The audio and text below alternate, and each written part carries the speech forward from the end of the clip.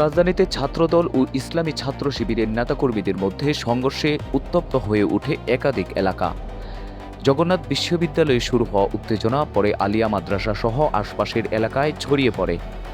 ধাওয়া পাল্টা ধাওয়া ও ইটপাটকেল নিক্ষেপের ঘটনায় বহুজন আহত হওয়ার খবর পাওয়া গেছে। জানা যায়, জুলাই অভ্যুত্থানের দ্বিতীয় বার্ষিকী উপলক্ষে জগন্নাথ বিশ্ববিদ্যালয়ে আয়োজিত একটি অনুষ্ঠানকে কেন্দ্র করে মঙ্গলবার সকাল থেকে উত্তেজনা সৃষ্টি হয়।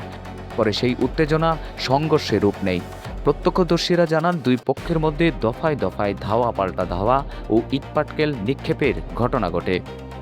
সংঘর্ষের জের রাজধানী আলিয়া মাদ্রাসা এলাকায়ও ছড়িয়ে পড়ে। বিকেলে সেখানে আবারও মুখোমুখি অবস্থান নেয় ছাত্রদল ও ইসলামী ছাত্র শিবিরের নেতাকর্মীরা। পরিস্থিতি নিয়ন্ত্রণে আনতে আইনশৃঙ্খলা বাহিনী ঘটনাস্থলে অতিরিক্ত সদস্য মোতায়েন করে।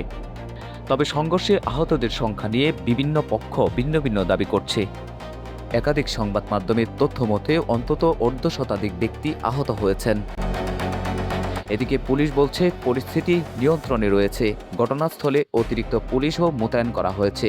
সংঘর্ষের কারণ তদন্ত করা হচ্ছে এবং আইন অনুযায়ী প্রয়োজনীয় ব্যবস্থা নেওয়া হবে।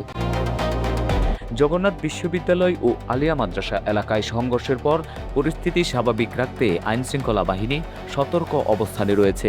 ঘটনার প্রকৃত কারণ এবং দায়ীদের শনাক্ত করতে তদন্ত চলছে বলে জানিয়েছে প্রশাসন।